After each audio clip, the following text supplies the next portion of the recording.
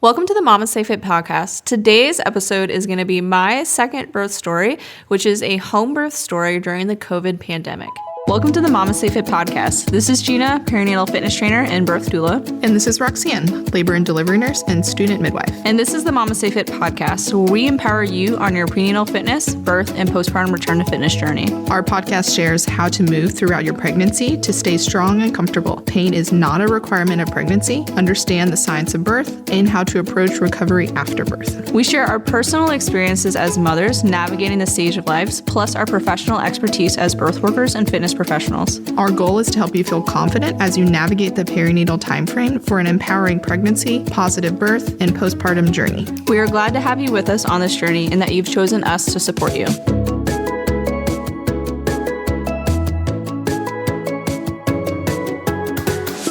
Before we get too into this week's episode, I do want to put out a disclaimer that this week's episode does discuss pregnancy loss and miscarriage.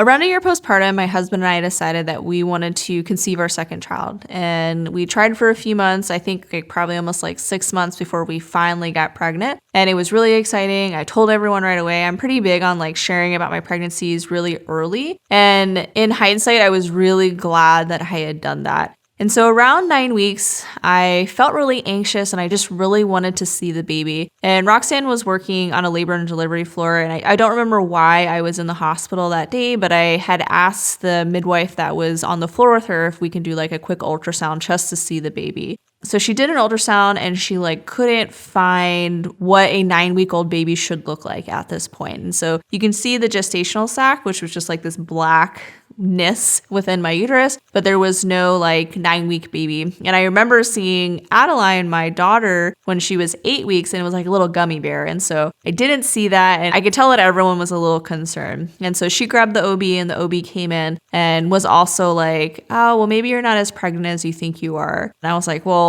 I can see being off a week or so, but I'm not that off. I'm not a month off from it. So the OB told me to see her in the clinic the next day. And so I scheduled an appointment and I went to the clinic the next day for another ultrasound because they had a better ultrasound machine down in the clinic. And it was the same thing. They couldn't find a baby. They could see a really big yolk sac, a fetal pole, but there was no baby. There was no heartbeat. There was nothing in there. And so we went in for another week or so, and same thing, there was no baby. I found myself absorbed in forums about miscarriage, which means your body had a miscarriage but didn't realize that it did and was still acting pregnant. And so I was consumed in looking in these forums on okay, all these people's babies were hidden, the ultrasound machine wasn't working well. And so I was really holding on to hope that it was fine, it was totally fine.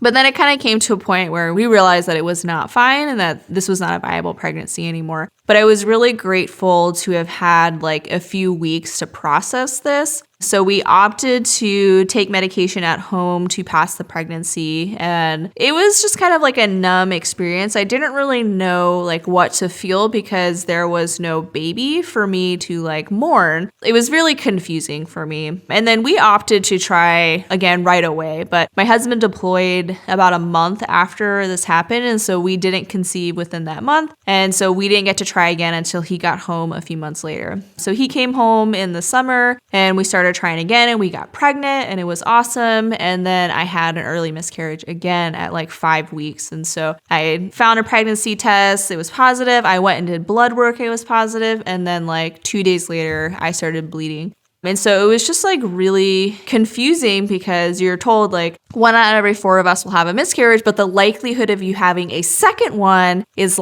so low. And so I'm how am I having 2 in a row? This is ridiculous. But I was fortunate at that point because my provider, who was just a normal doctor, so not an OB, said hey, you've had 2 in a row, 3 is considered recurrent miscarriage, but let's do blood work now because if you have another one or if you have trouble getting pregnant, we may want to refer you to fertility to see what's going on. And so she was getting ready to do a whole workup on me to prep me to go to fertility. And so we did some blood work and we found that my thyroid antibody levels were like super high. Like I think they're supposed to be like 30 and mine was like 300 or something like that. I don't know the exact numbers. I'm probably off on that, but it was like a ridiculously high number, which could be an indicator of like autoimmune issues or like inflammation.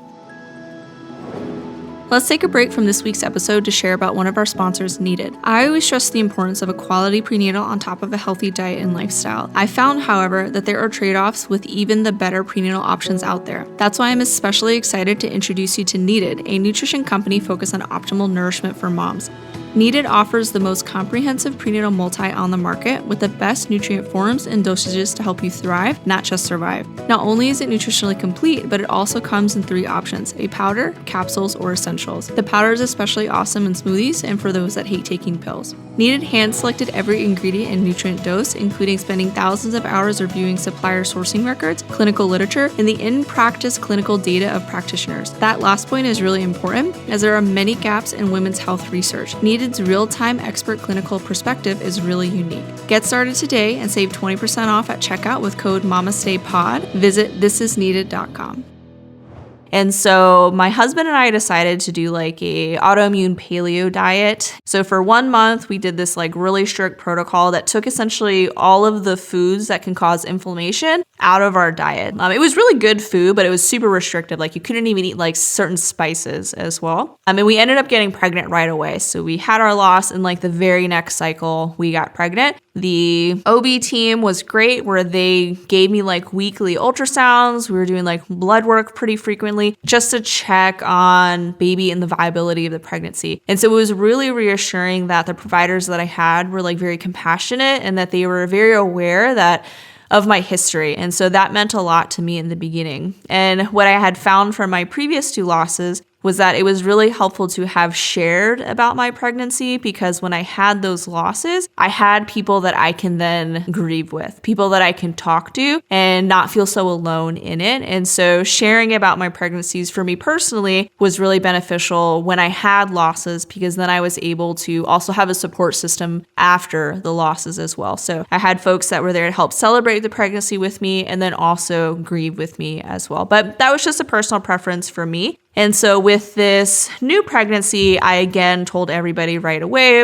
with the thought of, well, if we have another loss, at least I'll have that same support system again. And so we had weekly ultrasounds, we did weekly blood work, and everything was looking really good. Like baby was growing every week, we can see him. And so I was feeling more confident that the pregnancy was going to continue, but I definitely felt a lot more detached from the experience, where I was almost trying to like protect myself. And one lady who I had connected with during my losses on Instagram, and it's probably the coolest thing about social media, is the opportunity to connect with people all over the world with all these different experiences. So she had 2 later pregnancy losses. Not that it was like a competition or anything, but I felt I had kind of told myself that her losses were more than mine. But you can have an early pregnancy loss and it can still be very significant for you, and it doesn't invalidate your experience.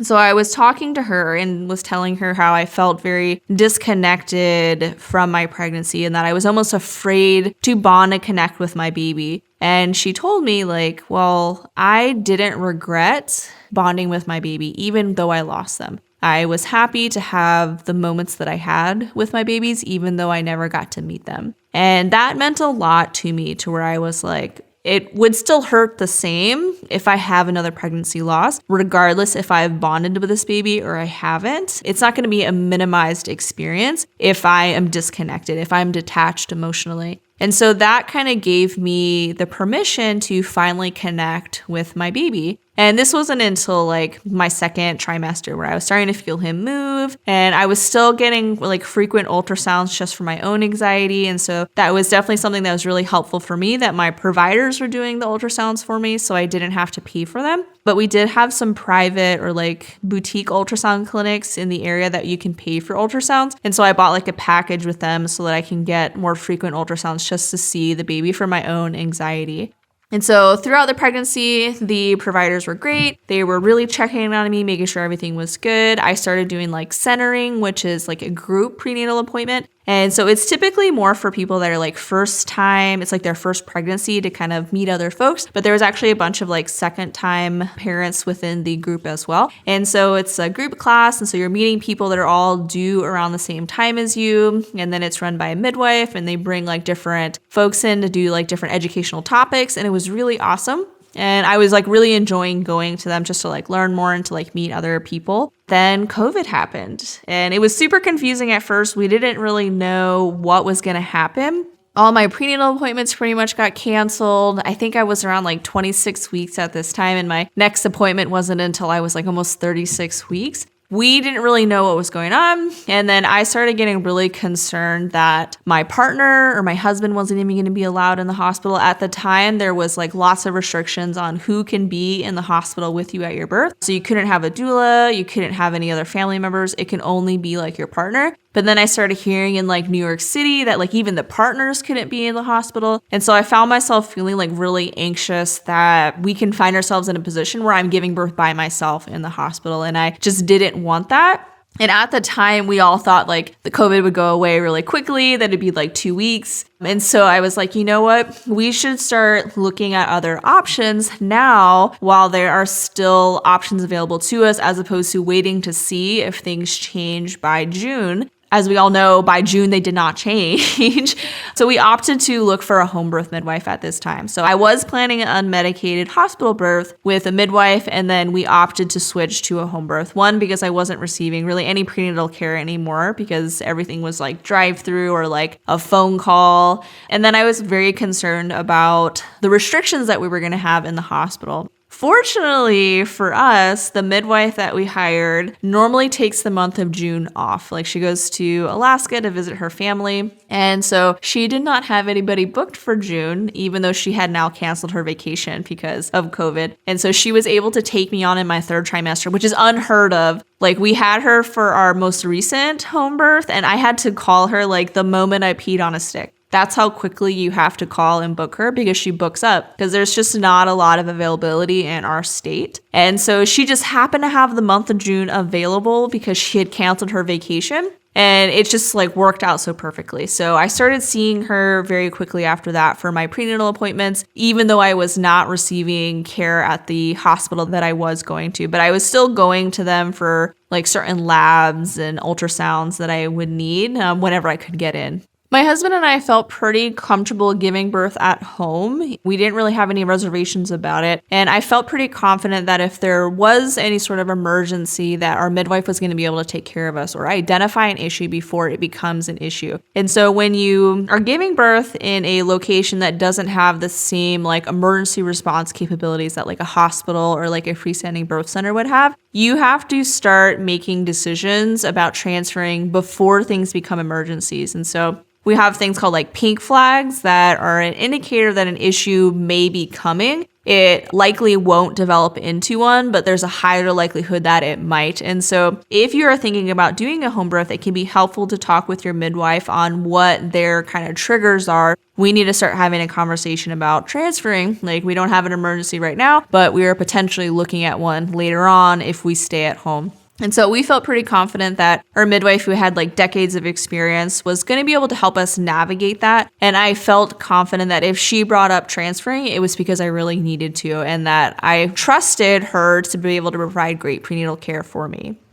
So I, for whatever reason, every pregnancy convinced myself that I'm going to go early. And I don't know why I do that because I never do. But for this one especially, I was like, I'm measuring bigger. He's right on track. I'm going to be early. And then like 38 weeks passed and then 39 weeks passed. And then I made it all the way to my due date. And I was just like an emotional mess. Every pregnancy, I do this to myself.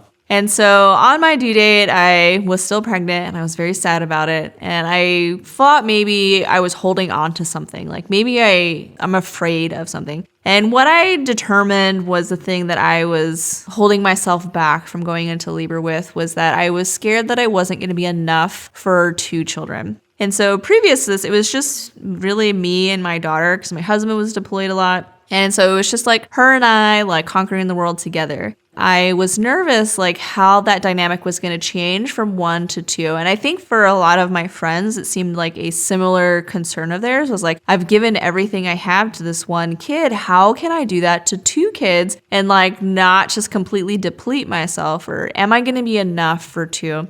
And so I sat by my bed, I turned all the lights off, and I like had a low light on and put some like quiet music on. And I just kind of like cried to myself and told myself that there would be enough of me for 2 babies. And then I went to sleep.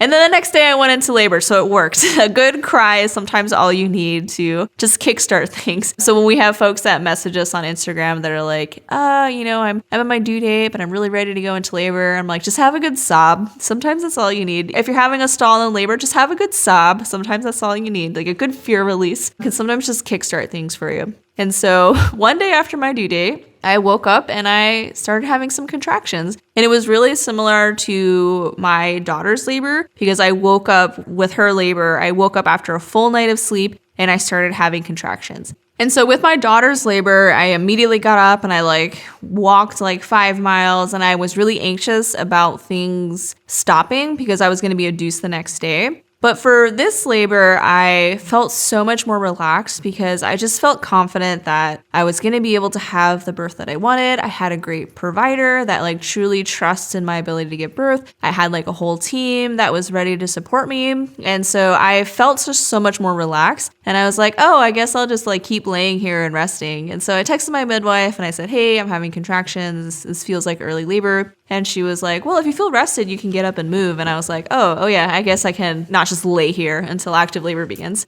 So I got up and I started like walking up my stairs and down my stairs and just kind of moving my body. And my mom had started staying at our house so that she can be ready to take care of my daughter during the labor. And so if you're giving birth at home or really just anywhere, it's a good idea to have someone assigned to take care of your older children. And so my mom was like assigned to taking care of my daughter. And so she woke up and she saw me walking up and down the stairs and I was like, hey, I'm in labor. It's still really early right now. So at this point, it was maybe like 8 a.m. So I call Roxanne and I say, hey, I'm starting labor. And so she went and grabbed breakfast. It was like waffles and like potatoes and stuff from this. Super nutritious options.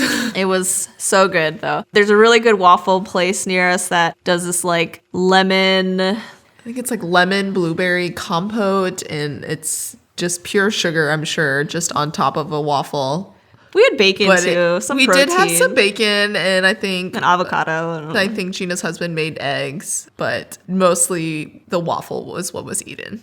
It was delicious. So we ate breakfast. I like did a short workout, I think before breakfast, like a really, really short one, maybe 20 minutes. It was like my final workout of pregnancy. Then Roxanne and my daughter started baking a cake. So for weeks they had been planning like the birthday cake that they were going to make for my son. And so the two of them kind of decorated together and I just kind of alternated between like resting and like moving my body. And one of my friends who's a massage therapist came over to the house and gave me like a labor massage. And so I just felt like so supported during the beginning part of my birth. And I just felt like so much more relaxed, which is like a huge difference between just the 2 births to begin with. So before the massage, I think around like 10 a.m., my midwife like stopped into the house I was actually supposed to have a prenatal appointment that day. She asked me if I wanted to drive to her office, which is about an hour away, or she can just come to me. And I was like, please come to me. I do not want to drive in this. And we always joke that I was going to have a car birth on the way to my home birth.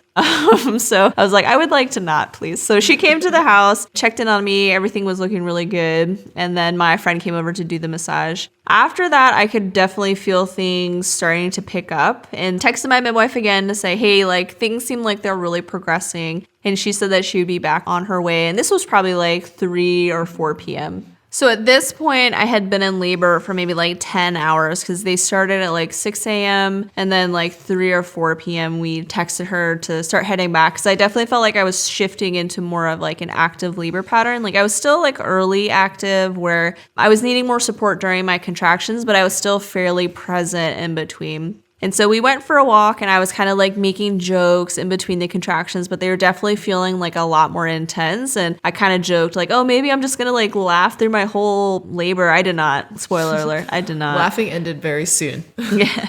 So by the time we got back from the walk, it was probably like a mile walk. My midwife and her birth assistant had arrived at the house, and I could definitely feel myself starting to shift more into an active labor pattern. I was laboring in the bedroom for a while, and then my midwife asked if she can do a cervical exam just to see where I was at before I got into the pool. She, I guess, wanted to know if she should have everything ready or not because it seemed like I was progressing pretty well. She didn't say what I was, and so I immediately got into my head and was like concerned that I was like 3 centimeters. And I was like, am I still 3 centimeters? She's like, oh no, you're like 5 or 6. And I was like, okay, I'm not 10, but I'll take it. Like, that sounds good to me. It just kind of reminded myself that cervical dilation was just a moment in time and not a predictor of how fast my labor will go. So I got into the pool, which was the first time that I had ever like submerged myself during a labor, because my previous labor, I didn't get in the tub at all. And so it was really relaxing to get into the water, but I kind of felt like I was floating away at a certain point because I couldn't quite find like the perfect position to be in, but it definitely brought a lot of relief just being in the warm water. But I kind of wish I had like my husband or someone like get in the pool with me to provide me a little bit more support because I felt like I was having a hard time getting into a good position. So I probably labored in the pool for about like an hour, got out, and we started kind of moving around the bedroom again. I think at this point it was like 8:30 because I remember looking up at the TV to see what time it was. So at this point I had been in like an active labor pattern for maybe like 2.5 hours.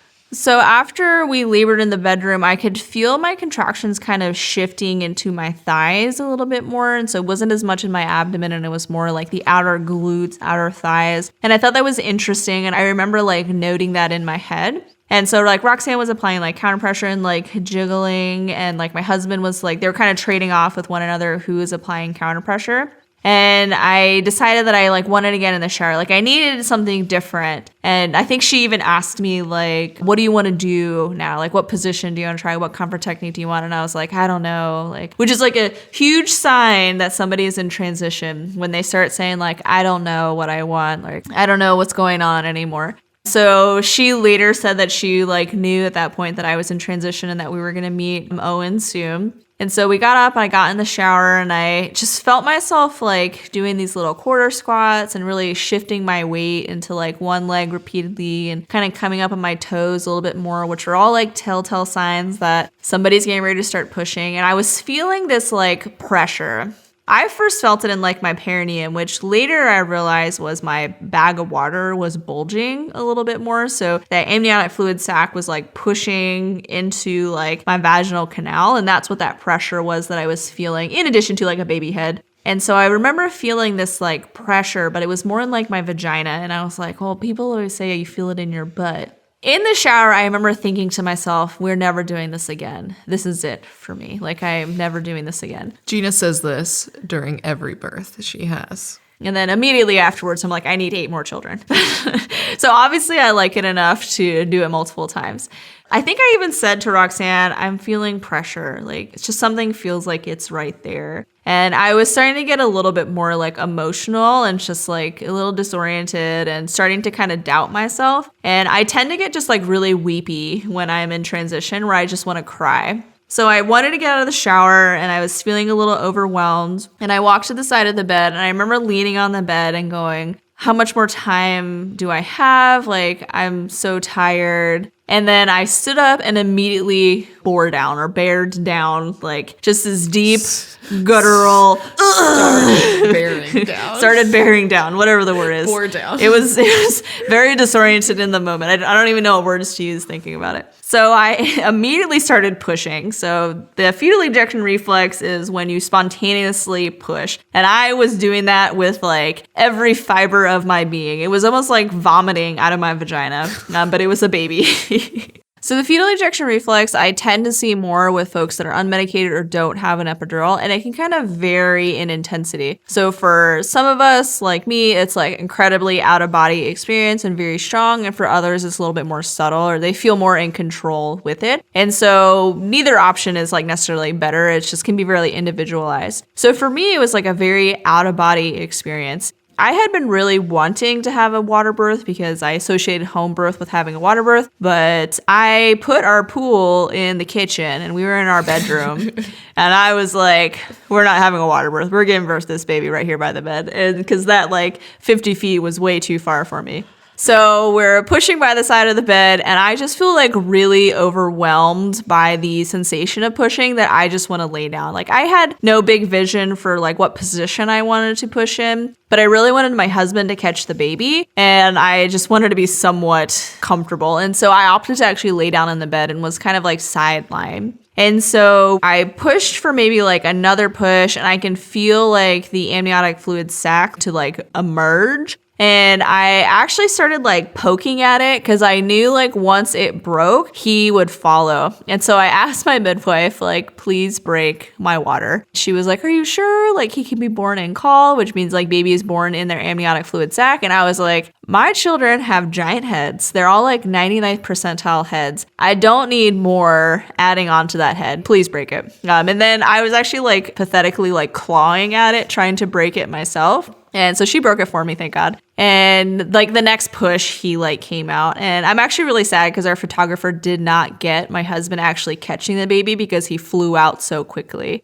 And so my husband was like prepped and then his head came out and then his body just shot out quickly after that and then placed him onto my chest. And I was like, oh my God, that was intense. So for me, pushing was definitely the most intense part of labor, but it was also like the most powerful for me. Like it just felt so like raw and out of body. And it was like a really cool experience. I wouldn't want to do that every day, but it was like so empowering to like feel that sensation of like my son coming out and then him coming directly to my chest. And it was really cool for my husband to actually be able to catch the baby. And so my husband didn't grow up with a father and they have a really good relationship now. But when he was born, his dad actually wasn't at his birth. And so for us, it was like really important that the first person that got to like hold my son was my husband. And so he was the first one to essentially put his hands on our son as he brought him out of my body and placed him on my chest. And then I held him from them because he was my baby. I just did all that work. I should hold the baby. He was my baby, not our baby anymore. At that point, he was now my baby. And it was really cool. So he started crying pretty much right away and there was like no issues. And looking back on the labor, it was like everything that I was hoping for and wanting, which is definitely not common. And was not the case for like my next birth and was definitely not the case for my first birth. And so not that I think that we should put the pressure of redemption or healing on our subsequent births and our children, but I felt like my birth was like so healing for me from my first birth. And I felt so incredibly supported by my midwife, by her birth assistant. I had like the best team to support me with Roxanne. My mom was there with both Roxanne and my daughters. My husband was there. And so everyone that I wanted to be there was there for my birth. And even my friend had time to come and do a massage in the middle of my labor. My photographer was there. And so it was just like, I wanted to wake up with contractions and that happened. And, you know, things progressed slowly throughout the day. And then my active labor was on the shorter side. It was only about 3 hours. I think I only pushed for like 5 minutes, which was significant compared to my first, where I pushed for like 2.5 hours. It's a little longer than 5 minutes. It felt like 5 minutes. It felt longer than that, actually. But looking at my records, it was like 7 minutes. It was just so different from my first birth. One, because of the support that I had, and I just felt like everyone around me just believed in my power. And then getting to experience an unmedicated birth was just the most empowering experience of my life. I don't think there's anything wrong with getting an epidural. Like I got one for my first because that's what I needed at that time. And I've had plenty of clients who have had really empowering experiences with an epidural. But for me personally, I definitely found an unmedicated birth was like worth the discomfort and the pain. Like it was just such a powerful experience. And it was so healing for me to be able to birth my son in the way that I wanted to, with the people that I like loved just surrounding me, which would have been so different had I continued on my plan to give birth in a hospital, where it would have just been me and my husband, whatever random resident or midwife that was on call that day, with some nurse I've probably met like once before. And so being at home was exactly what we needed at that time, and is what we chose for our subsequent birth as well. When Gina was pushing, she did remember she wanted Adeline to be at the birth. So while she's like laying down on the bed, she just looks at me and she goes, I need Adeline. I need Adeline. And I sprint out of the room. I had no idea in Gina's house where this child was. I'm on like a journey to find Adeline. And I'm like screaming, Mom, where are you? Finally, I find her. I felt like forever. I was like, Gina's definitely had this baby by now. I find Adeline. I was like, Adeline, your brother's coming. Throw her on my shoulder and run back down the stairs. And as soon as we walk into the room, I think you could see Owen's head with like the amniotic, or I think that they had just broke the water. So you could see Owen's head like crowning. And Adeline just looks over and she just goes, my baby brother is coming to play with me. And it was the cutest, most adorable thing. And then Owen was born shortly after. And it was like so cute. She was so excited to be there. And that was probably the one thing about the home birth that I loved, that Adeline was just so excited to meet her baby brother. And she could be there right when he was born. Definitely getting to include my other children in the birth was like a huge bonus with home birth. And it's something that was like really exciting for our subsequent home birth as well. We did a lot of stuff during pregnancy to prepare Adeline for the home birth. She was 3 at the time, so she was able to conceptualize that there was a baby in my belly and that this was her brother and that he was going to come out of my body and be here to play with her. And so we watched like YouTube videos during my pregnancy of people like giving birth, and like all sorts of different types, like really quiet people, very loud people. And then we had like a home birth book that we would read. It was a storybook that one of our followers had actually sent to us. It was called Welcome Home. And so we read that every day. And so it just kind of was like making her really excited for the birth. And then during the labor, I wasn't sure if I was going to like want her right next to me the whole time or like what I was going to want. And so having my mom there to be like the primary caregiver for her was really helpful. And so she kind of stayed by my side during like early labor. We actually took like a bath in early labor together with the salts and herbs from my mother's blessing, which was like really cool to do. And so she was there for the early labor part, like into like the early active. And then by the time I made it to the pool, I was like not really wanting her like right next to me anymore because I just really needed to focus, and she was like really touchy. And then while I was pushing, I like recalled that I wanted her like right next to me. And so that I was like, go find her. And so instant panic. So Roxanne's like sprinting around the house. I think they had just gone to bed too, because it was just after 9 when I started pushing. And so everyone was like a little disoriented when we were like, wake up, come baby brother. And so it was really cool to have like her involved in the birth and involved in the preparation and there to meet him like right away as he was born. And not everybody wants their kids with them as they are birthing their children, but I definitely wanted her right next to me. So giving birth at home was definitely worth it to me. I loved being able to have like really long prenatal appointments with my midwife. Like all my appointments were about an hour during pregnancy. And so I felt like she was really able to get to know me and kind of my preferences. It helped me build like a lot of trust with her. I knew that she was going to be my provider and that I had full control on like who was going to be in my space, because after Adeline's birth, I felt like exhausted because we had somebody coming into the room like every hour to like do my vitals, to check on baby. And then we also had like random people that just like wanted to congratulate you with like a gift basket or something, which was like nice, but we were just so tired. One of the onesies that they gave us after Adeline's birth was like covered in glitter, and I found that glitter on her for like months. Like she just the gift that just keeps on giving. She probably had glitter on her until she probably still has it on her. That's 6 years later. So the nicest part about being at home was nobody bothered me. I just got to sleep in my own bed, which was really nice. I I think a lot of people get anxious with home birth on like it being really messy. Like obviously birth is not like liquid free. There's a lot of fluids. But what you do when you give birth in your bed is you put clean sheets, and you put a waterproof cover, and then you put another set of sheets. So after you give birth, you take off the waterproof cover and the top set of sheets, and then you got clean sheets and you just sleep on those. And then your midwife and her birth assistant just do all the laundry for you. And they clean up all the trash and all of like the birth stuff, which is pretty nice. So my house looked like it was untouched when they left, and I didn't have to clean anything afterwards in regards to my birth. So if the messiness of birth is discouraging you from home birth and it's something that you would like to do, just know that it's not as messy as you think it's going to be, or rather you are not going to have a mess to clean up after because the midwife will do it for you, which is really nice. And so we just got to be in our bed and just rest. And so I felt like I was more rested postpartum. I also was like in less pain because I didn't have an episiotomy this time, like barely tore. I think I had like one stitch with Owen. And so the recovery was definitely a lot easier the second time around as well, which was really nice. And then what was super cool is my midwife actually came back to my house for like several visits. So they came back at like 24 hours to check on us and like do vitals and do all the newborn screening and hearing tests. They came back at 3 days, a week, and then 2 weeks. And then I went to her office at the 6-week appointment. So it was really nice to have all those extra like appointments with her postpartum just to check on how I was doing, make sure that both of us were healing really well. And so that was like another aspect of home birth that I really liked a lot, was the extra postpartum care that you get. So not only during my pregnancy did I receive like longer appointments and more personalized care, I also received a lot more care postpartum as well.